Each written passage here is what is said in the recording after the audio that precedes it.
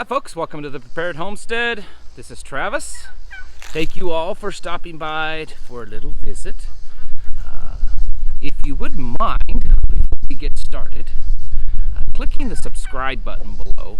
That way you can get all the wonderful updates that I put out on video. If you click the subscribe button and then off to the side there's a little bell, and that tells YouTube to send you a notification of when I post a new video, which is just about every day. Also, before I get started, if you would like to contact me, down in the description below I leave a bunch of different ways to get a hold of me, social media, all that kind of stuff, and some other links to some really great companies that I have affiliated with. All right, got a couple of things, two separate things to talk about today. First off are some homestead tips, and I've got a pile of it back here behind me. And then the other thing is the second wave. We'll talk a little bit about that, just give you some updates in case you haven't been following. First off, got a pile of firewood behind me. I will admit this one was purchased. We moved to this new property in March, the end of March, and I've been just terribly busy since then, getting things kind of going around here and building a little homestead as fast as we could. And so I haven't had as much time as I've wanted to cut firewood, which typically I cut most all of my own firewood. So I purchased some. And I wanted to give you some tips, and I know some of you homesteaders, people that's lived out in the country and burned your own wood for years, you're like, man, doesn't everybody know this? Well, here's the thing. Not everybody knows some of these things, and so I wanted to pass them on, especially for you new people, those of you that just you just don't know, because there's a lot of people that don't. Okay, this, and there's more over here, there's a stack over here that you can't see on the camera, is a cord of wood. And a cord of wood is an actual measurement. A cord of wood is a total of 128 cubic foot. Okay, so it doesn't really matter how you stack it. As long as it equals 128 cubic foot, it is considered a cord of wood. Normally, that stack is 4 foot tall by 4 foot wide by 8 foot long. If you have a stack that size, then typically that's what people call a cord. Now, why is that important? Because a cord of wood is an actual measurement. It is a standard of measurement, just like 1 foot is a standard of measurement, or 1 gallon is a standard of measurement. The reason why that's important is if you are purchasing wood and they don't advertise it as a cord, or they won't talk to you about the actual dimensions of a cord, if they call it something different, they can show up and deliver you whatever they want, however much they want, and you have little to no legal recourse against them. So what I mean is if you order a cord of wood and they agree to that and they bring you out something that's less than 128 cubic foot of wood, then you have legal recourse to go at them and say, listen, I purchased this amount and that is not what I received. A lot of times people will sell wood, maybe a face cord or a rank of wood or a rick of wood. There's really no measurement or defining measurement to these things. Most people will describe it as this. If you stack a cord of wood, like I had said, 4 foot by 4 foot by 8 foot, you typically have 3 stacks that are 4 foot tall and 8 foot long. And all 3 of those stacks of wood combined together, you will have 4 foot in width. Okay, so typically you have about an 18-inch piece of wood, something like this. And if you stack those 1, 2, and 3, and you have them 8 foot long and 4 foot tall, typically that is a cord of wood. What happens is a lot of people will sell you a rank or a rick of wood, and they just call it, well, it's a pickup load, because unless you have really done something different to your truck, a typical half-ton pickup is not capable of delivering a cord of wood. This wood was delivered on an old 80s Ford pickup truck, an F350 that had an extended 10-foot flatbed, and it had sides built up on the sides of it. And I had agreed ahead of time and defined with the seller what a cord of wood is, so that I knew. And after looking at it and what I have over here, I'm pretty confident that it is in fact a cord of wood. A lot of people get taken by people trying to sell wood to them. They show up with a half-ton pickup truck and they say, yep, there's your cord of wood. Or they sell you a rick of wood or a rank of wood for half the price of a cord of wood, and it's certainly not half the wood. I understand, the smaller the quantity that you purchase, usually the more expensive it is. But a lot of people get taken advantage of when purchasing wood because just the way people sell it. They sell it out of the back of their pickups usually. You can find them on Marketplace on Facebook or Craigslist or a local flyer. And you have to be careful sometimes with what you're purchasing. A few years ago, I needed an extra cord of wood, and I ordered it from this guy. Found him online, and he showed up in a late 90s Ford Ranger pickup truck, the little bitty ones, with wood on the back of it. And I said, well, when do you think you're going to be bringing the rest of it? And he said, oh no, this is all of it. I looked at him and said, there's no way. I said, that's impossible. You can't fit a cord of wood in the back of a little Ford Ranger pickup. And he argued and argued with me. And I told him that I'm not giving you any money for it, so you can just get on out of here. And I ended up finding someone else. This is the kind of, not always, it's not common, doesn't happen everywhere, but you do sometimes have to be careful about what you're getting when you're ordering wood from people.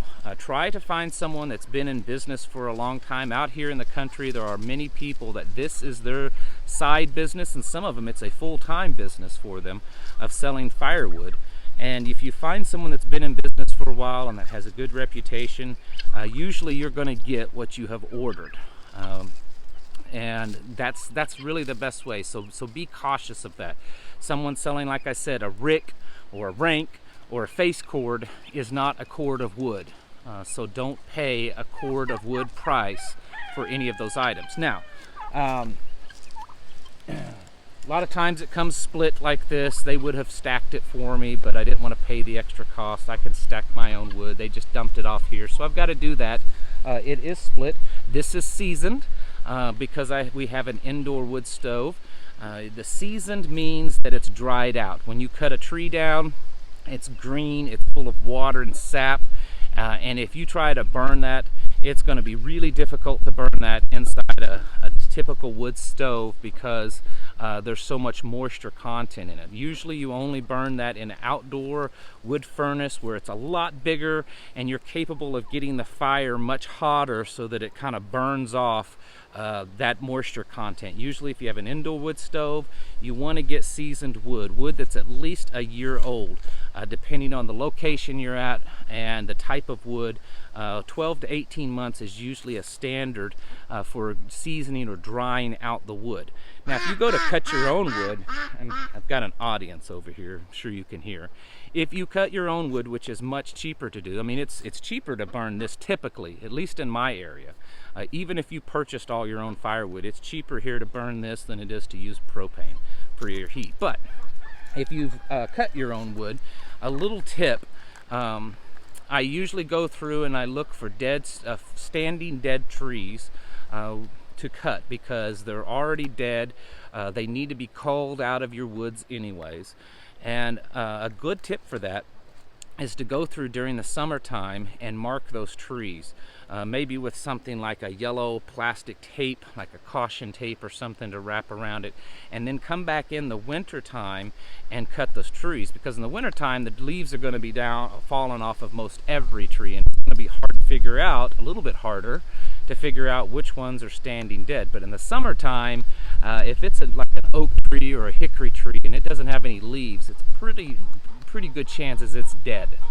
And you want to try to do your cutting during the winter time as much as possible in the cold season, because you don't have to deal with the bugs as much.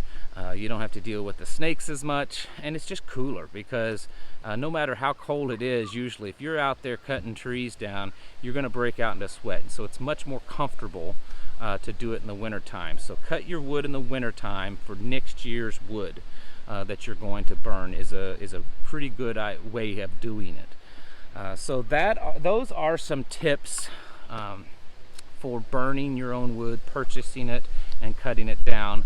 And I hope that will help you. If you have any other questions about burning your own wood, heating your home with firewood, go ahead and ask them, and I will do my best to answer. Now, I want to switch gears big time and just give you some updates in case you haven't been paying attention on the second wave. I believe that that is something very soon that we're going to see be in headlines of the news. There's still a lot of talk about the election. That's pretty much all the news is talking about here lately. But I figure that real soon they're going to be talking about a second wave. And the reason is in the last week, most of all the countries in Europe have reported as high or the highest numbers per day that they have since this started back in March. Back in the spring. Several countries like the United Kingdom, France, Italy have all, and I believe some of the Eastern Bloc countries, the old Eastern Bloc countries, have been reporting this week of the highest per day count that they've had since it started. France has gone under lockdown. All the major cities in France have been put under lockdown for the next 6 weeks. The measures across the planet been going back into lockdown in a lot of places. China is reporting another outbreak in another city. A woman died in the Netherlands this week. She was the first person to die from reinfection. She had it once, got cured of it, was reinfected, and died the second time. Who knows what they have done to this to maybe make it worse or not? We don't know yet. I'm sure there's going to be lots and lots of hype. We've got an election season here in the United States and all kinds of stuff that's being pushed globally. So just a tip, I guess, to give you a heads up. We've talked about it before, but I figure that we're going to start seeing a lot of craziness once again. I mean, it hasn't really stopped, but at least in some places it seemed to have kind of slowed down a little bit. I did see, I think, Wisconsin reported in the last couple of days the highest day yet since this all started of case count.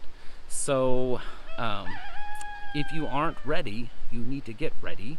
I made a video a couple of days ago of 10 things that you need to do before the election to get yourself prepped up.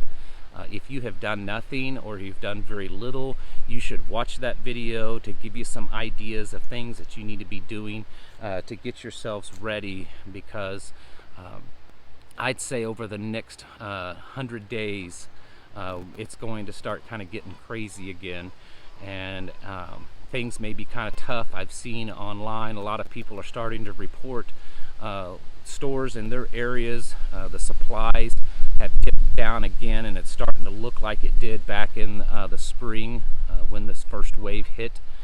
So shortages are most likely on the way.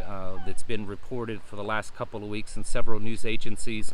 A lot of grocery stores have announced that they have been stockpiling again, putting back, getting ready, because they believe that a lot of shortages are going to hit again, and it may be even worse than it was the last time. I believe it will, because when it hit the first time and we had all those shortages, most of America and warehouses and production were at peak production, top. I mean, we were doing good for the most part.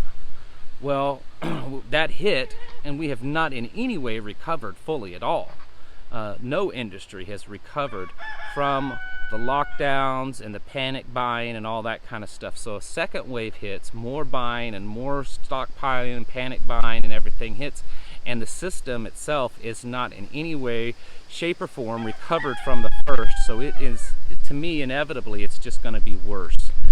So do what you can to start getting ready for it. Do it now. If you're not doing it now, then you've waited too late. So do everything you can, because I have all right, folks. Get your wood ready also. If you heat with wood, you better do it now and do it real soon, because wood just gets more and more expensive the closer you get to winter. In case anyone's asking, around here a cord of wood goes for about $135 to $145, and that's seasoned oak, because I'm sure a lot of people will be asking. All right, folks, thank you all for watching, and I'll catch you in the next video.